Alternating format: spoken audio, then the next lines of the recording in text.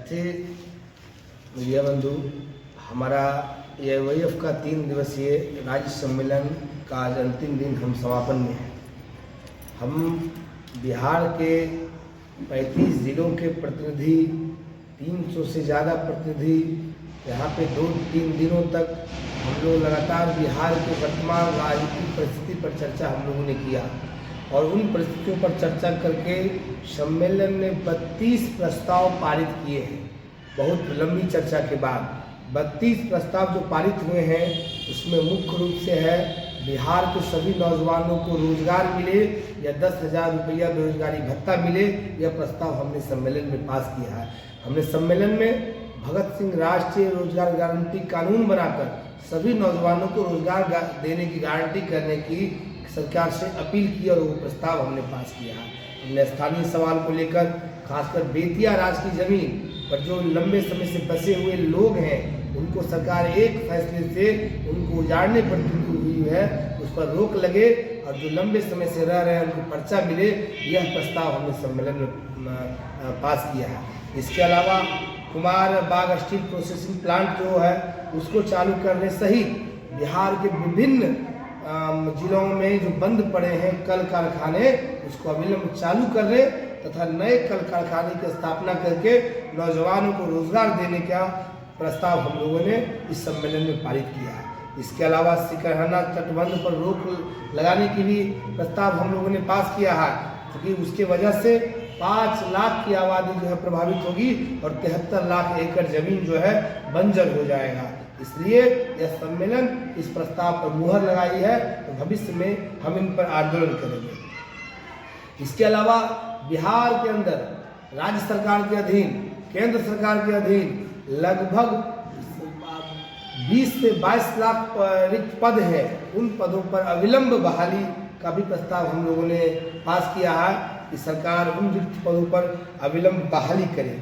बिहार चूंकि कृषि प्रधान देश है, राज्य है और यहाँ की मुख्य आबादी कृषि पर निर्भर है, इसलिए इस सम्मेलन में हमने बिहार के अंदर कृषि आधारित उद्योग लगाने का भी प्रस्ताव हम लोगों ने पास किया है। युवा आयोग का गठन, युवा बैंक की स्थापना करके जो नौजवान रोजगार करना चाहता है उसके बेहतर भविष्य के लिए उसको बिना ब्याज के बैंक से रुपया मुहैया कराने का प्रस्ताव हम लोगों ने इस सम्मेलन में हमने पारित किया। इस तरह से लगभग 32 प्रस्ताव इस सम्मेलन ने पारित किए हैं। इन 32 प्रस्तावों को लेकर हम बिहार के नौजवानों को एकजुट करेंगे। बिहार के नौजवानों को ये सरकार अगर ये 32 प्रस्तावों पर मुहर नहीं लगाती है, नौजवानों की आवाज़ को नहीं सुनती है, तो हम इन 32 प्रस्तावों को लेकर बिहार में यात्रा निकालने वाले हैं। इस सम्मेलन ने तय किया है कि 25 मई से 10 जून तक बिहार में नौजवान यात्रा निकालेंगे और इन सवालों को लेकर बिहार के नौजवानों को जगाएंगे और कहेंगे उठो, लड़ो, ये सरकार से अपने हक अधिकार की लड़ाई को तेज करो। इस नारे के साथ हम यह 32 प्रस्ताव इस सम्मेलन ने पारित किए। इसके अलावा सम्मेलन ने पिछले 3 साल के राजनीतिक रिपोर्ट, सांगठनिक रिपोर्ट और कार्य प्रतिवेदन पर लंबी बहस के बाद उसको पास किया और नए टास्क का निर्धारण किया और नई राज्य परिषद, राज्य कार्यकारिणी और राज्य के नए पदाधिकारियों का चयन भी इस सम्मेलन ने किया है अगले 3 साल के लिए, अगले कार्यकाल के लिए। हम आपको बिहार के नौजवान संघ के नए पदाधिकारी जो चुने गए हैं सम्मेलन में, उनसे हम आपका परिचय कराना चाहते हैं। सबसे पहले अध्यक्ष के रूप में सम्मेलन ने चुना है साथी शंभू देवा, ये नए राज्य अध्यक्ष नौजवान सचिव के पद पर साथी मोहम्मद गयासुद्दीन चुने गए हैं राज्य सचिव के पद पे। और इस तरह से हमारी 12 सदस्यीय पदाधिकारी का चुनाव हुआ है, जिसमें से उपाध्यक्ष के रूप में हरिशंकर प्रसाद सिंह, पवन कुमार, आनंद मोहन, रितेश श्रीवास्तव और आपके स्थानीय बेतिया के निवासी साथी तारिक अनवर, उनको भी उपाध्यक्ष का पद सम्मेलन में दिया है, चुना है उनको भी।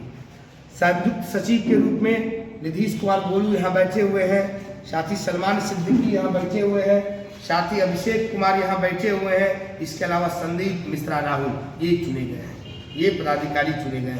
इसके अलावा 71 सदस्यीय राज्य परिषद का चुनाव हुआ है। राज्य कार्यकारिणी 23 सदस्यीय राज्य कार्यकारिणी का चुनाव हुआ है।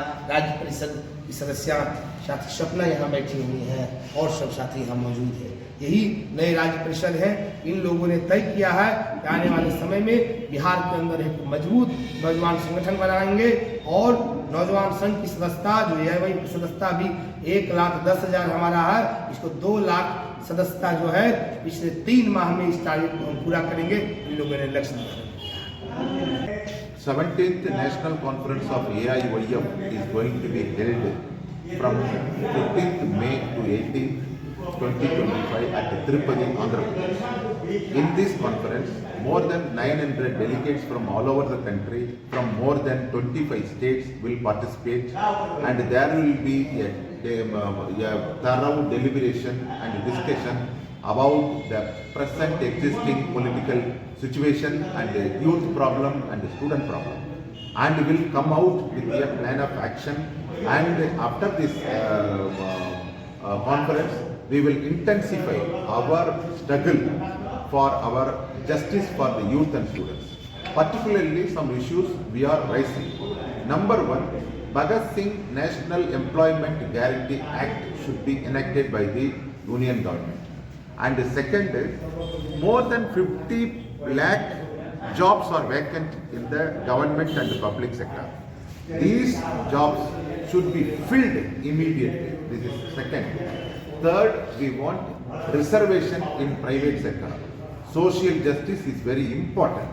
So the reservation in private sector should be implemented.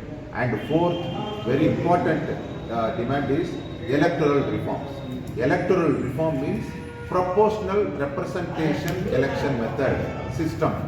That is the more democratic electoral system, because now existing FPTP electoral system is undemocratic, and honest people could not be elected, and muscle power, money power, they are playing very big role. So we want to a real democracy, true democracy. We want a proportional representation election system. In this system, there are more than 80 countries are followed. Now our country should shift for election reforms.